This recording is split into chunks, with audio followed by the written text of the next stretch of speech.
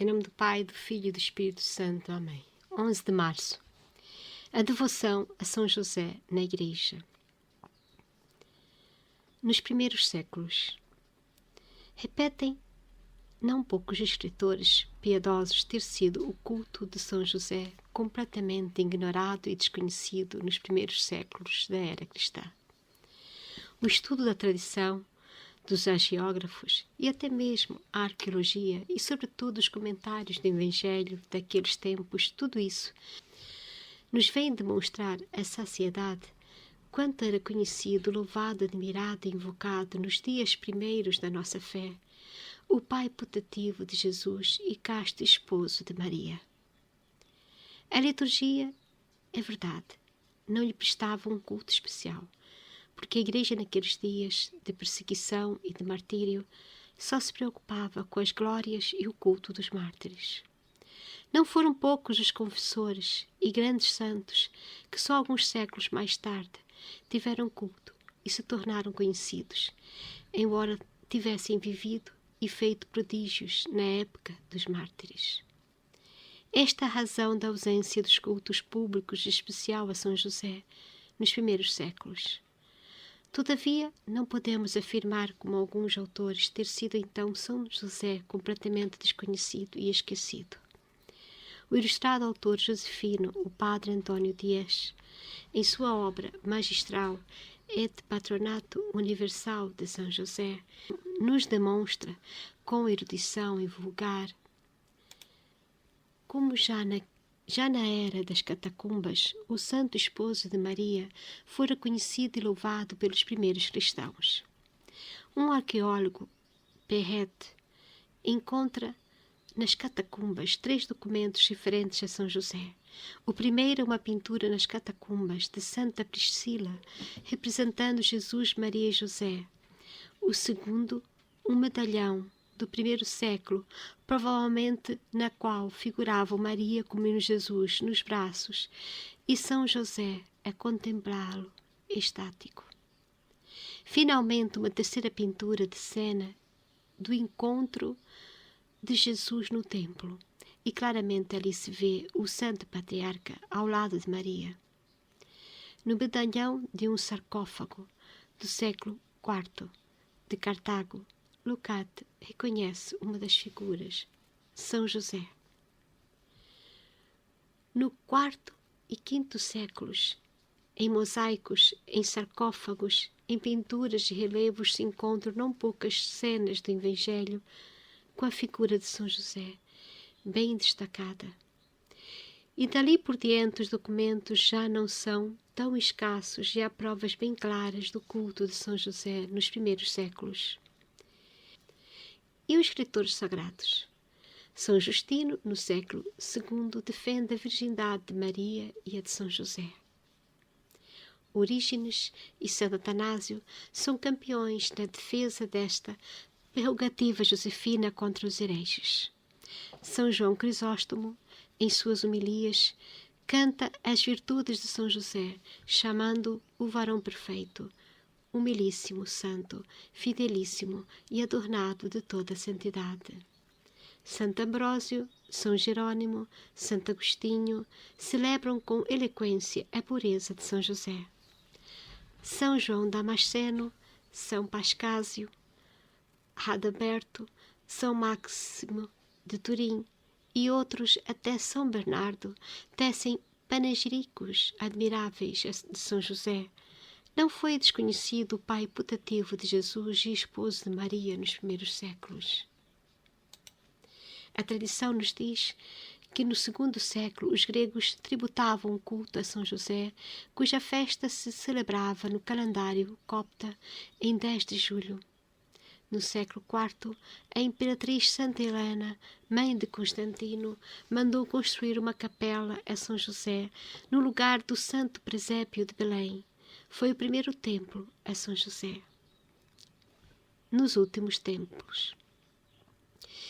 Antes do esplendor do culto josefino, através dos séculos, São José foi sempre invocado e teve lugar especial na devoção da cristandade. Os menólogos e martirológios das diversas igrejas faziam não raro menção de São José e da sua festa. O século V guarda uma grande veneração pelas tradições dos lugares sagrados de Heliópolis, no Egito, onde consta ter estado Jesus com Maria e José na fuga da perseguição de Herodes. O nome de São José entrou no martirológico romano no século VIII. No século IX, celebra-se a festa de Santo Patriarca no dia seguinte ao Natal, em 26 de dezembro. Depois passou a ser celebrada em 19 de março. Em Bolonha, segundo atesta Bento XIV, já existia em 1124 uma igreja consagrada ao culto de São José. No século XV, algumas almas privilegiadas recebem de Deus a missão especial de propagar e tornar conhecido e amado o Santo Patriarca. Tais são o Beato Hermano, Santa Margarida de Cortona, Santa Brígida e Santa Gertrudes. Estas foram, pelos seus escritos e revelações admiráveis que receberam do céu, grandes propagandistas e fervorosos apóstolos do culto de São José. No século XV surge o grande apóstolo que dá início à época áurea do culto josefino, Gerson, o célebre chanceler da Universidade de Paris. No Concílio de Constança, ante uma assembleia venerável de bispos, pronuncia ele o célebre discurso sobre as glórias e o poder de São José. Falou com eloquência dos privilégios do Santo Patriarca, expôs pela primeira vez a opinião da santificação de São José no seio materno. Pediu fosse declarado o santo como patrono da Igreja Universal. Manifestou o desejo que fosse celebrada uma festa em honra dos desposórios de São José com Maria. Esse discurso deixou nos padres do concílio a mais grata impressão e começa daí o culto mais fervoroso e universal de São José. São Vicente Ferrer, dominicano, morto em 1419, e sobremaneira os dois filhos de São Francisco, São Bernardino de Sena e São Bernardino de Bustes, concorrem para o esplendor do culto josefino no século XV.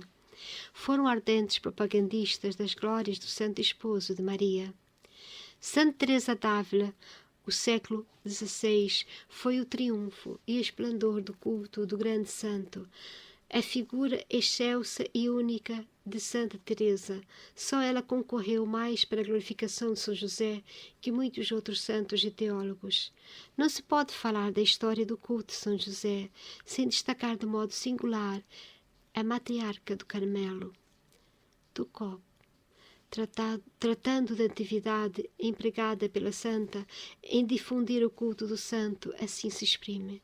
São José deve, de certo modo, a Santa Teresa a glória que hoje tem no mundo. O mesmo afirma o sábio pontífice Bento XIV. Desde a sua entrada no convento de Ávila, Santa Teresa leva consigo a imagem de São José e quer que todos o honrem. Escreve e propaga com ardor o culto josefino. Em sua autobiografia, a santa manifesta ardente amor ao esposo de Maria e aponta-o como mestre da vida interior e advogado poderoso em todas as necessidades. Nunca recorri a São José, diz ela, que não fosse atendida. Deu o nome de São José ao primeiro convento da Reforma Carmelitana. Queria o nome de São José em todos os mosteiros fundados por ela. É maravilhoso, escreve a Santa Matriarca, é extraordinário o que acontece comigo. Todas as graças de que Deus me acumula, tanto para a alma como para o corpo, os perigos de que me tem livrado, tudo devo ao ter invocado a proteção de São José, aos méritos do meu amado patrono. 13 fundações tiveram o nome de São José, e após a morte da santa por ocasião da sua beatificação em 1614, mudaram o nome de São José pelo de Santa Teresa em todos os mosteiros em homenagem à nova beata. A santa apareceu a venerável Madre Isabel de São Domingos e lhe disse com tristeza: diga ao padre provincial que tire o meu nome dos mosteiros e lhe restitua o nome de São José que possuíam antes. Não há dúvida. O exemplo, os escritos e o zelo de Santa Teresa marcaram uma nova era, um novo período na propagação e esplendor do culto de São José. É bem verdade o que diz o esplendor atual do seu culto à grande Santa Teresa. Agora o culto do Santo Patriarca vai de triunfo em triunfo em cada século, sobremaneira do século de Santa Teresa aos nossos dias. No século XVII, papas e reis, bispados e nações escolhem São José como patrono. Surgem congregações religiosas sob a proteção e invocação do santo. São Vicente de Paulo e São Francisco de Sales propagam o culto de São José. O Papa Gregório XV declara obrigatória em toda a Igreja a festa do Santo.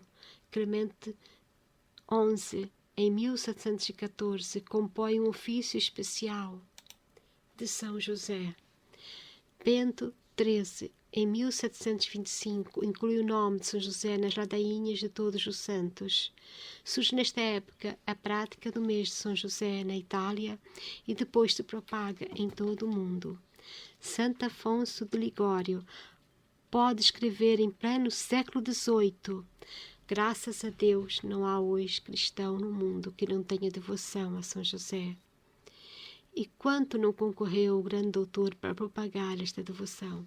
Introduz a prática da visita a São José. O século XIX foi o do triunfo do culto josefino. Já em 1809 é pedido ao Pio VII, a proclamação do patrocínio de São José sobre a Igreja. Gregório XVI introduz essa festa em algumas dioceses.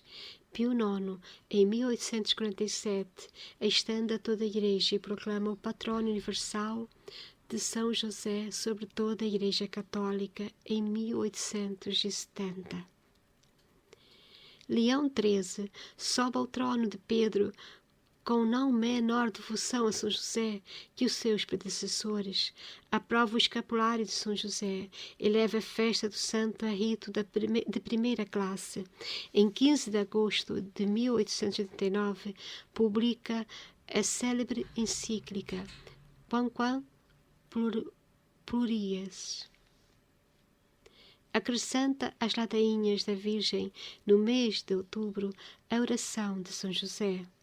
Finalmente, neste século XX, Pio X e Bento XV declaram um dia santo de guarda, a festa de São José, e dão inúmeras provas de ardente devoção ao santo. Aprovam e abençoam e se inscrevem na pia união do trânsito de São José pelos agonizantes, enriquecem de indulgências muitas práticas de devoção josefina. Não faltaram provas de amor a São José no imortal Pontífice Pio XI.